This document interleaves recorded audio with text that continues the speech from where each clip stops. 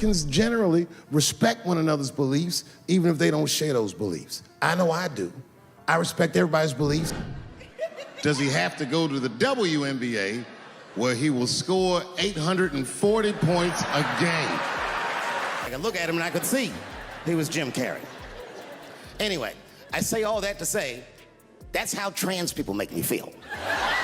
And I don't care when I find out. Could be today, tomorrow, 15, 20 years from now. If I find out, you're finished. Ever wonder why Dave Chappelle keeps making headlines? It's not just his jokes, it's the war he's waging against woke culture. And let me tell you, Hollywood is not happy about it. Let's make a deal. If you smiled, learned something, or had an aha moment, give this video a thumbs up and subscribe. Don't leave me hanging. Did you hit it? Cool, thanks. Now, let's dive back in. In this video, we're diving into how Chappelle's latest specials have become a battleground for free speech. From protesters outside Netflix to unexpected allies coming to his defense, you'll see why this isn't just about comedy anymore. It's about who gets to decide what we can and can't say. Done anything wrong? I had written a sketch that had the word in it.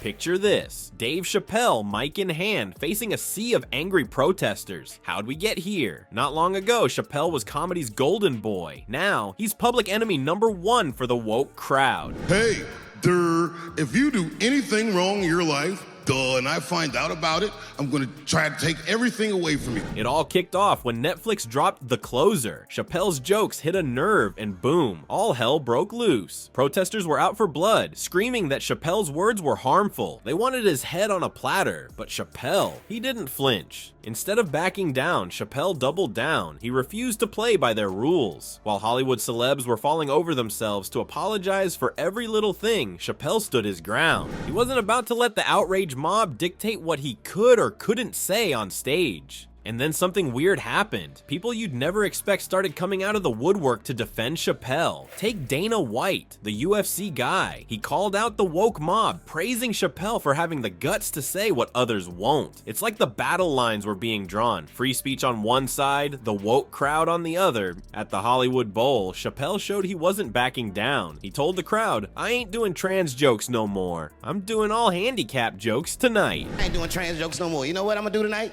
Tonight, I'm doing all handicap jokes. It was a big middle finger to anyone trying to control what he could joke about. The audience ate it up. But here's the kicker. Every time someone tried to cancel Chappelle, his fan base just grew. People were sick of celebrities caving to pressure. They saw Chappelle as the guy willing to stand up to the madness. And Hollywood, they're losing their minds. They're used to being able to control the narrative, to make stars fall in line. But Chappelle's showing them their powers slipping. He's exposing the hypocrisy of his critics, calling out cancel culture for what it is. A game where people look for reasons to be outraged. Americans generally respect one another's beliefs, even if they don't share those beliefs. I know I do.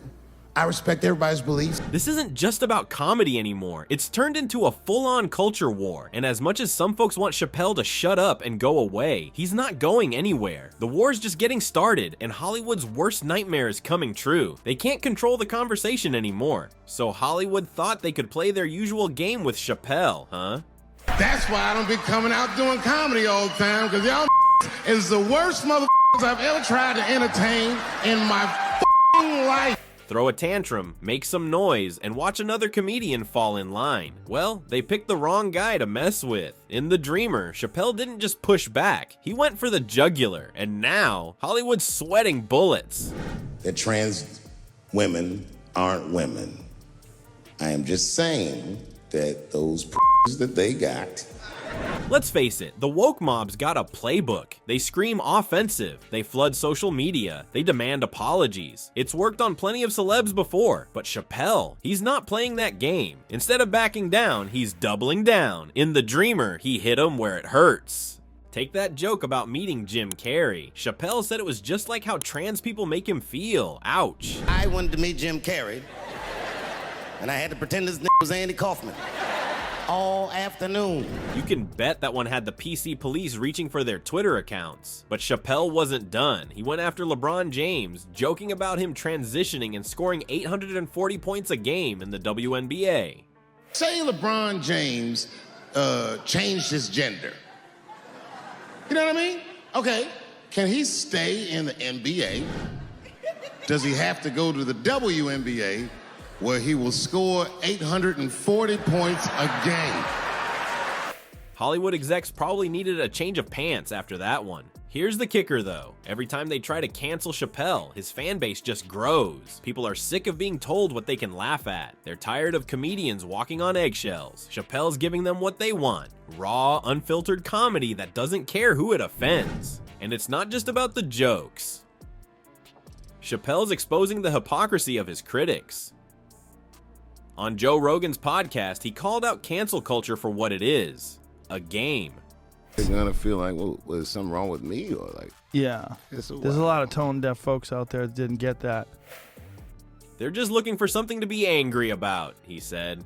And you know what? People are starting to agree with him. The tables have turned. Now it's the woke crowd looking desperate and out of touch. They're screaming transphobic and insensitive, but fewer people are listening. Instead, more folks are asking why we can't joke about certain topics anymore, why some groups are off limits while others are fair game. This is Hollywood's worst nightmare. They can't control Chappelle and they can't stop people from listening to him. Every attempt to silence him just makes his voice louder. It's like trying to put out a fire with gasoline. And the best part? Chappelle's inspiring other comedians to grow a backbone. I could look at him and I could see he was Jim Carrey. Anyway, I say all that to say, that's how trans people make me feel. To stop apologizing for every little thing and start pushing boundaries again. So yeah, Hollywood's freaking out. They're realizing their power to dictate what's acceptable is slipping away. And it's all thanks to one comedian who decided to stand his ground. Chappelle's not just winning the battle, he's changing the whole damn game. Chappelle's not just taking on Hollywood, he's rewriting the rules of the game. He's showing that you can stand up to the outrage machine and come out stronger.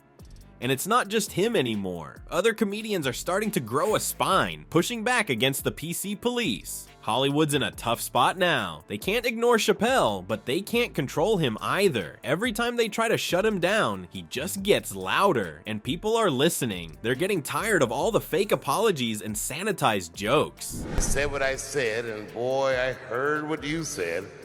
My God, how could I not? Here's the thing, in a world where everyone's walking on eggshells, sometimes you need a comedian to tell it like it is. And I don't care when I find out. Could be today, tomorrow, 15, 20 years from now. If I find out, you're finished. Chappelle's doing more than making people laugh. He's making them think, and that's what really scares Hollywood, because once people start thinking for themselves, who knows what might happen?